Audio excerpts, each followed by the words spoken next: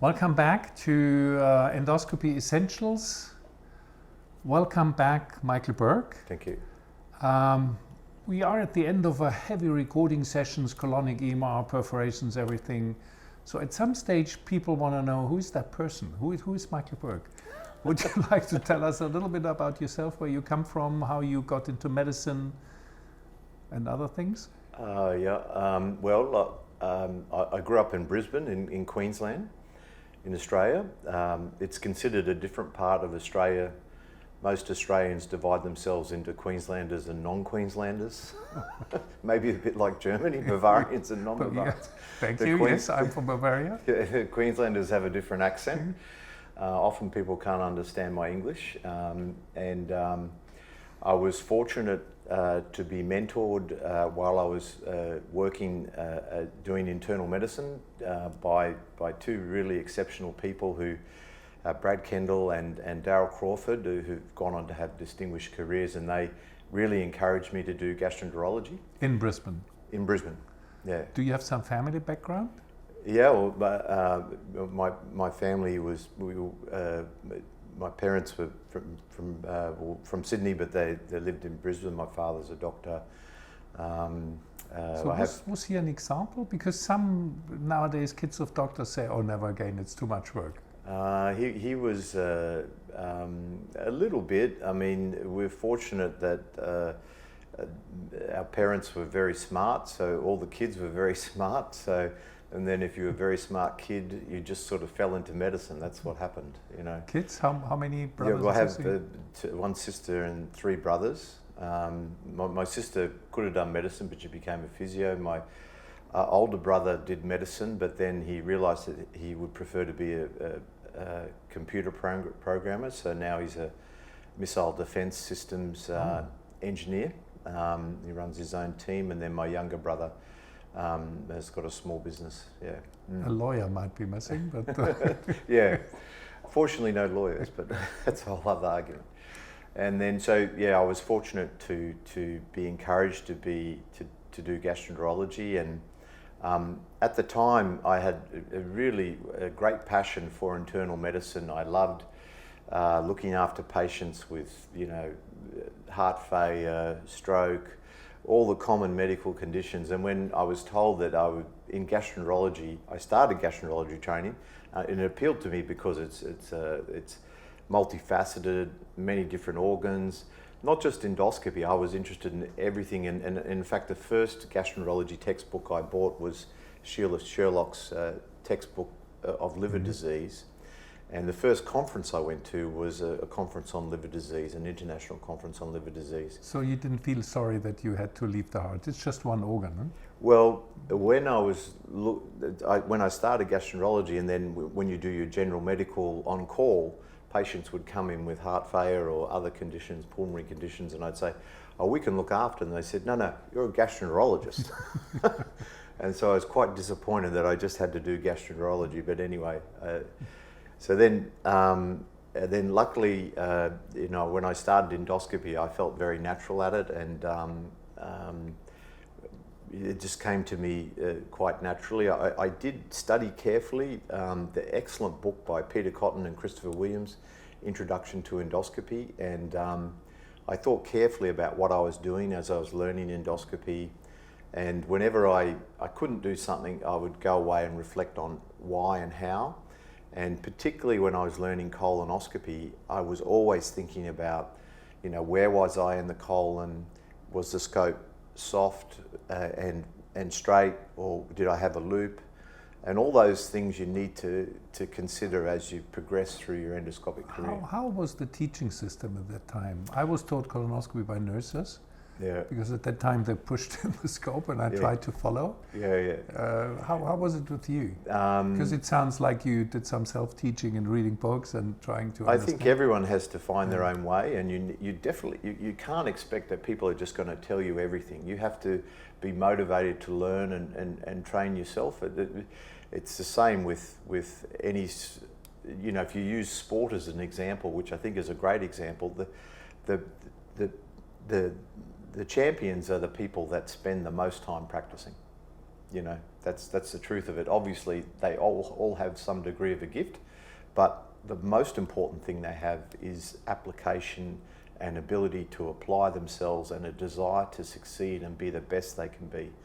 So that is the same with endoscopy. So practicing and thinking about Yes. what you do, Yes, whether it's yeah. correct or not. You know? Yeah. Okay. And we, from when we started doing complex tissue resection, always in endoscopy, and actually in my entire medical career, I was an avid collector of cases and examples, and I would always be taking photos of different clinical. So if I was doing liver disease, I'd be taking photos of people with ascites and different clinical signs, and asking for their permission, and then I assemble them into, a collection of slides to use for talks, because we were all making slides back in those days.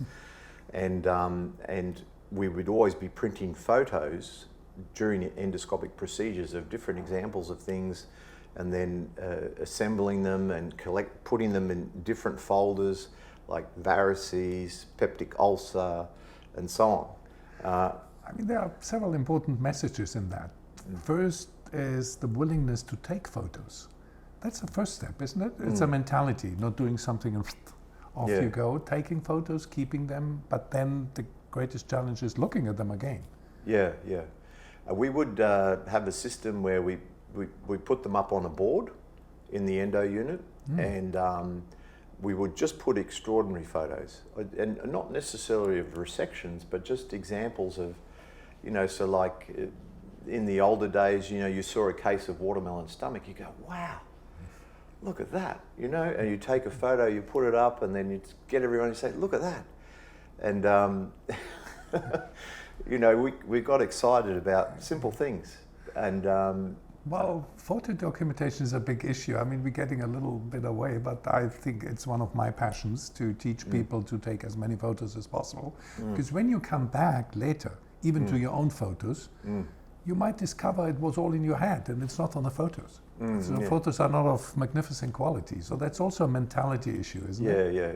Yeah. So same, I would, if I saw someone in the hospital that had a condition, I would go home and read about it. I just love medicine. I loved gastroenterology, and then finally I was lucky to love endoscopy. And then, That was Brisbane or Sydney? Well, Brisbane. Then I went to do a year of ERCP with Steve Williams, who was my mentor in Australia at Westmead Hospital. And at that time, Steve was the best endoscopist in Australia, and I was very lucky to work with him. That was in 1993. I had a fantastic experience, and they offered me a job back there. And then I went and did my fellowship in Toronto at the Wellesley Hospital, as it was then, with later to become St. Mike's. And I worked with Norm Marcon, Greg Haber, Paul Cortan, God bless him, and Gabe Candell.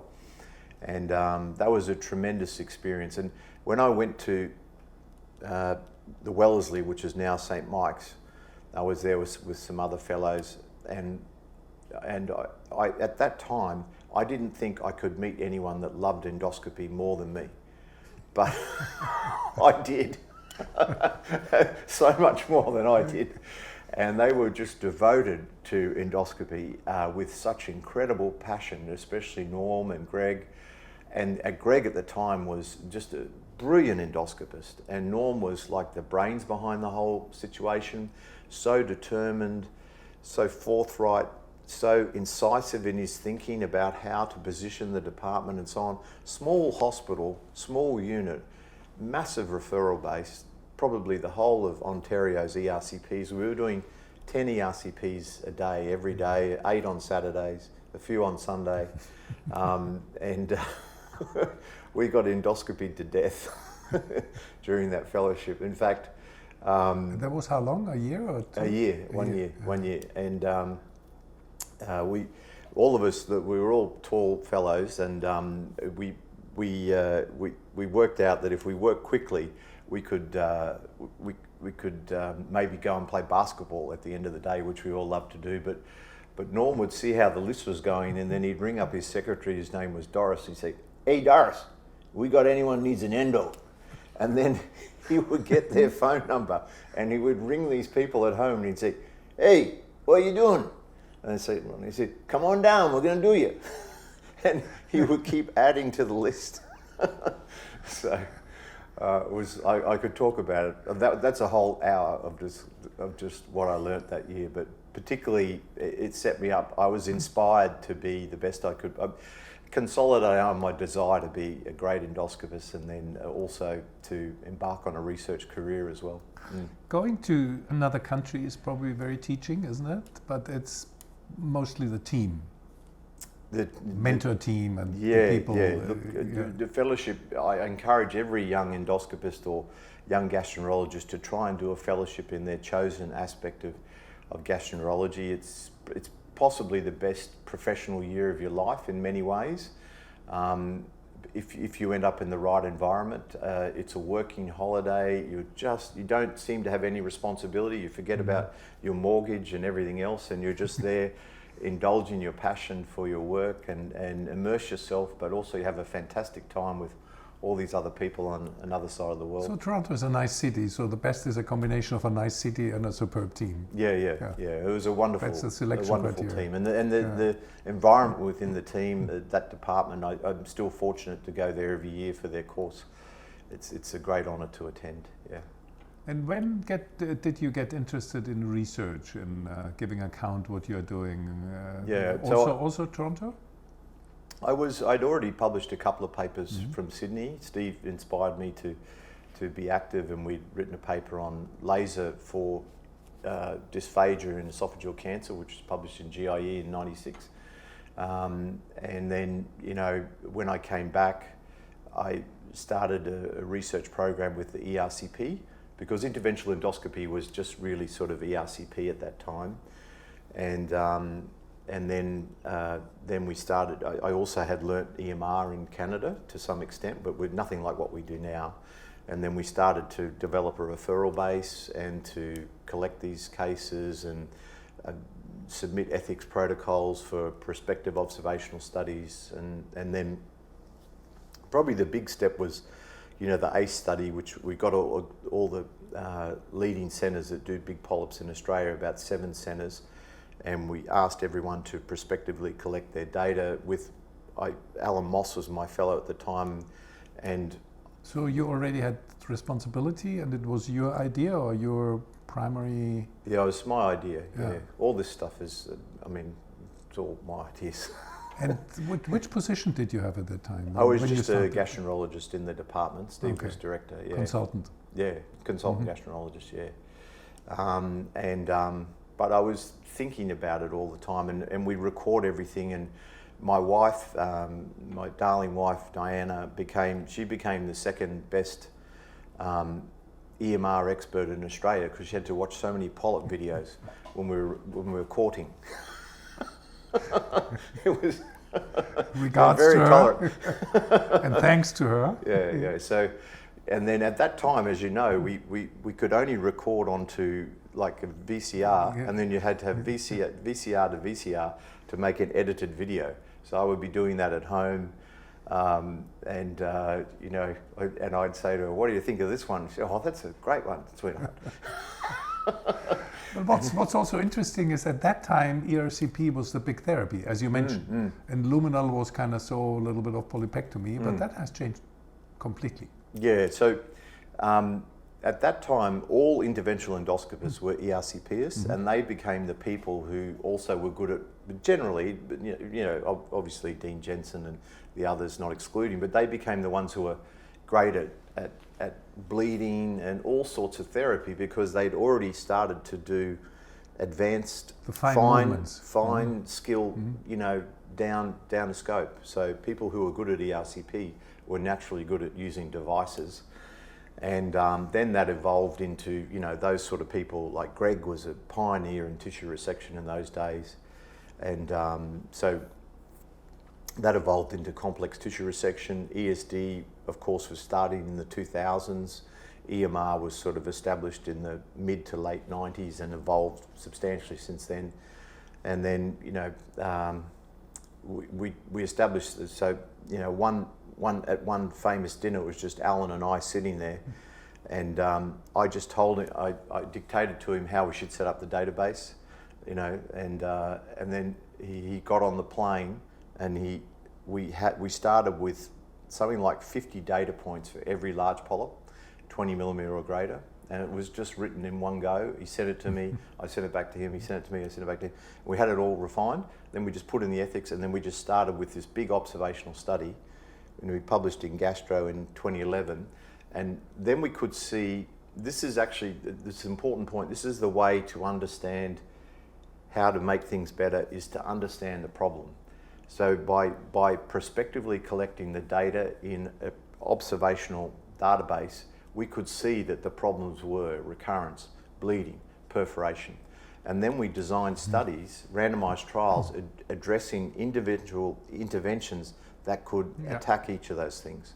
Yeah. Because the subjective perspective or perception, what you are doing, is highly individual. So most people think it's all fine because you don't have follow-up, and so it's a very good way, and that's a very good example for the next generation, right? How to do it. Yeah. Get an overview of what you're doing, mostly comprehensive, and not look only at the good results, because there might be some bad ones in other hospitals and all that stuff, what's well known.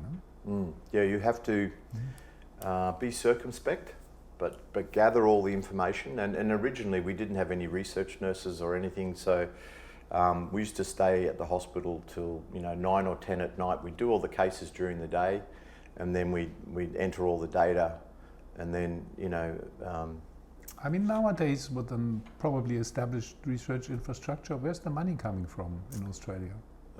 From grants and from our symposium, and from donors, and all our time is donated free. So there's a lot of personal energy, but it's extremely fulfilling. But you do need to have the passion, and you have to have the desire to try and make things better.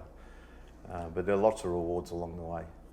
But also infrastructure is important. It's not only the personal factor. If you want to maintain this over a long time, you have to have a team. Nowadays the requirements, statistics have greatly increased. Yeah, so for example, just on statistics, we're very fortunate at Westmead to have like a world-leading statistician, Karen Byth, and she's on many of our papers, and such a brainy person, and and always the fellows. And also we're lucky because we have such a huge referral base. We have the most talented. We have lots of people coming to work with us. And I'm in a position with my colleagues, Nick and Eric, we can choose the most talented people, and then we always have a wonderful team. So at this DDW, for example, we have a team of 10 and 5 overseas fellows and the other consultants, and so we're homogeneous, a shared passion, and the best time we have during the week is when we're together in the department doing the work, doing the tissue resection cases and looking at each other's work and mentoring the fellows who come from all around the world. So as you get better at this stuff and you publish more and you accumulate more respect, the infrastructure grows around you. But a lot of it is driven by, of course, there's good fortune, but passion and a plan, passion and a plan. You have to have a plan, but you can't start by saying, I can't do that because I don't have the infrastructure. When you start, you won't have any infrastructure. That's right. You have to just start with passion and a plan, a vision, and you've got to play to your strengths, and you've got to have a problem that you want to fix. Are you a good boss? Oh, well, I always... Are you strict? Just about certain things. Yeah, to be honest, at work we have a great time. There's a great atmosphere, but certain things drive me nuts, and so and people should better know. Yeah. I look, I can't abide poor quality endoscopy, so I have certain sayings like, "I can't watch, I leave the room," which is an alarm sign, I guess, for the person. But and always when people want to come and work with us, I just say to them, ask the previous fellows. I don't say, look, I can tell you what it's like, but you just please ask the previous fellows from any year and look up PubMed and see what's happened to that person who worked with me or with our team, Nick and Eric as well, and Steve, work with our team, and Vu, I should say as well, over that particular time period, and you'll see that there'll be Shahidi, there'll be like 40 publications over 2 years, there'll be Tate, 40, 50 publications over 2-3 years. And commonly when people come, we encourage them to come for 2 years. I can't be such a bad boss because usually some of them will say, oh, I can only come for 1 year. They're all fully qualified gastroenterologists and they take big salary cut, everything to come and work with us. And I tell them we expect research productivity, but in return, I will teach them everything I know. And when they leave, if they have the aptitude for it, they'll be very good at endoscopy, and probably their work may even be indistinguishable from my own. And usually about halfway through the first year, they'll call me over and they say, listen, boss, can I stay another year? Yes. Can I stay for 2 years? Of course you can. So any complaints about the young generation not wanting to work is rubbish? Yeah, I think not in the people that we're working with, but if someone comes and they don't contribute and they're not part of the team, I'm not teaching them anything. But if we look back when we were young, there were not hundreds and thousands of fully motivated people. So I'm not sure whether things have really changed to the worse. Too much. No, I don't think so. And I think also for the younger generation, life is much more difficult than our experience, my experience of growing up, because my life was just unidimensional. I knew what I wanted to do, and I just stuck at it. And I hadn't even travelled overseas until I was like 26 or something, and I didn't know anything about the world. I just knew like Brisbane, and then I knew Sydney. And I knew gastroenterology and endoscopy, internal medicine, gastroenterology, endoscopy, and then swimming and water polo for sport. So we are focusing, passion, plan. Yeah. The private Michael Bourke. I know you are a wine connoisseur. Yeah, I'm a sport and wine connoisseur. Yeah, and reading. Reading what? What kind of? Like geopolitics, science, history. History, the 20th century history. I didn't do history at school, but I think I'm like some degree an authority on 20th century history. We play games that I've got an extraordinary memory, so I know every flag, every capital. We play games at work with this sort of stuff, and periodic table I memorise because of all my swimming laps. I can keep track of it all. I can count this way and that. So that sort of stuff. Yeah. And also wine. I have a big collection, and to be honest, my greatest passion is my wife and my family. Yeah. Great. Yeah. Okay, Michael, that was wonderful. Thank you so much, and I'm really looking forward to our ongoing series, colonic, maybe duodenal, esophageal, whatever. Yeah. I'm honoured to be part of it. Thank you, Thomas.